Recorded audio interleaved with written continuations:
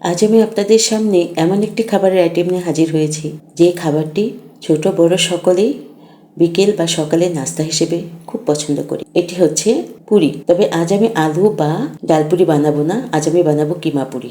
আর এজন্য প্রথমে আমাকে যেটা করতে হবে সেটা হচ্ছে একটা ডো তৈরি করতে হবে। এই ডোটা করার জন্য প্রথমে আমি নিয়েছি ময়দা, এটা কিন্তু ময়দাই নিতে হবে। এরপর স্বাদ অনুসারে লবণ আর তেলটা আমি একটু পরিমাণে বেশি দিয়েছি, দিয়ে একটা ডো করে নেব। ডোটা ঠিক রুটি যেরকম আমরা করি কাঁচা আটা দিয়ে কাঁচা পানি দিয়ে, ঠিক সেরকম করে। এই যে আমার ডোটা হয়ে গেছে। এখন আমি উপরে কিছুটা তেল ব্রাশ করে তারপর ঢেকে রেখে দেব। এটা কিন্তু অবশ্যই ঢেকে রেখে দিতে হবে। ভালো মানের পুরি পাওয়া যায়, তবে 3 থেকে 4 ঘন্টা রেস্টে রেখে দিলে পুরিটা খুব ভালো হয়। আর এই ফাঁকে আমি ভেতরে পুরটা রেডি করে নেব। আর এই জন্য প্রথমে যেটা করতে হবে সেটা হবে মুরগির যে বুকের মাংসটা, সেই মাংসটাকে আগে সেদ্ধ করে নিয়ে পানিটা ফেলে দিয়ে তারপর হাত দিয়ে ছিঁড়ে ছিঁড়ে কিমার মতো করেছি।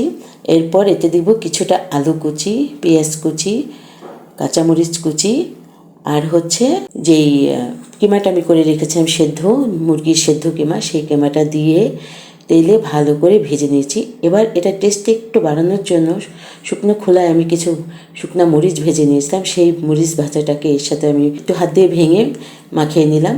এবার আমার রেস্টে রাখা যেই ময়দার ডোটা ছিল সেই ডোটার থেকে আমি কিছু লেচি কেটে নেব। এই লেচিটা আপনারা আপনাদের কত বড় করতে চান তার উপর এটা ডিপেন্ড করে।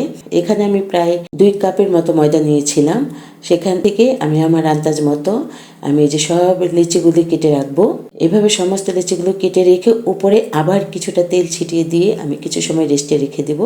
লিচিগুলো রেস্টে থাক, এদিকে আমি একটা একটা করে পুরটা ভরতে থাকবো। এই যে দেখুন এইভাবে, কিভাবে আমি আরেকটু দেখিয়ে দিচ্ছি। এইভাবে সমস্ত পুরগুলো একটা একটা করে লেচির ভিতরে ভরে পুরির জন্য রেডি করব। এই যে দেখুন এইভাবে। আরেকটা আমি দেখিয়ে দিচ্ছি।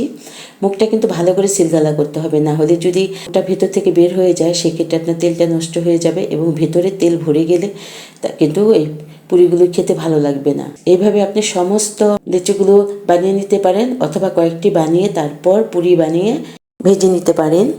এই যে দেখুন এইভাবে আমি পুরিটা এখন বেলে নেব। তেলটা আমি আগেই গরম হতে দিয়েছিলাম। এরপর পুরিগুলো একটা একটা করে বানিয়ে বানিয়ে আমি ডুবো তেলে এগুলো ভেজে নিব।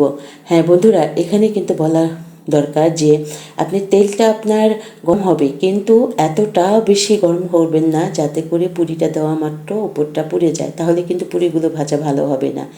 আপনার তেলটা উত্তপ্ত হবে কিন্তু মিডিয়াম আঁচ থাকবে। মিডিয়াম আঁচে থেকে আপনি, আর যখন আপনি পুরি একবার ভেজে তুলবেন, একটা বা দুটো পুরি তেলে থাকা অবস্থায় আবার নতুন পুরি দিতে থাকবে। সেক্ষেত্রে কী হবে, তেলের তাপমাত্রাটা ব্যালেন্স থাকবে এবং নতুন দেওয়া পুরিগুলো অতিরিক্ত ভাজা হয়ে যাবে না, বা উপর সাইডটা যদি লালচে সেক্ষেত্রে খেতে কিন্তু ভালো লাগবে না, ভেতরটা কাঁচা থেকে যাবে। যেহেতু পুরির ডোটা কিন্তু কাঁচা থাকে, কাঁচা পানি দিয়ে এবং কাঁচা ময়দা দিয়ে করতে হয়। এই যে দেখুন আমার পুরিগুলো আমি মিডিয়ামে বেশ কিছুটা সময় ভরে একই সাথে আমি 4টা করে পুরি দিয়ে তারপরে ভেজেছি। আমি একের পর এক দিয়েছি এবং দিতে থেকেছি। আর উপরে পুরিগুলো যখন ভেসে উঠেছে তখন আমি নিচে আবার দিয়ে দিয়েছি। সাইডে দিয়ে দিলে সেগুলো নিচে চলে যাবে। উপরেগুলো উপরে তেলে ভাজা হতে থাকবে আর নিচেরটা আস্তে আস্তে ভাজা হয়ে ফুলতে থাকবে, ফুলে উপরে উঠে যাবে। এই দেখুন, এই যে সমস্ত পুরিগুলি কিন্তু ভাজা হয়ে গেছে। দেখুন কতগুলি পুরি হয়েছে। এই পুরিগুলি যদি বাইরে থেকে আপনারা কিনতে চান সেগুলো কিন্তু অস্বাস্থ্যকর হবে, এতটা টেস্টিও হবে না, এবং এতগুলো পুরি কিনতে কিন্তু অনেক টাকাও লাগে, আর খেতেও অতটা ভালো লাগে না যতটা আমাদের ঘরের বানানো পুরিগুলো লাগে।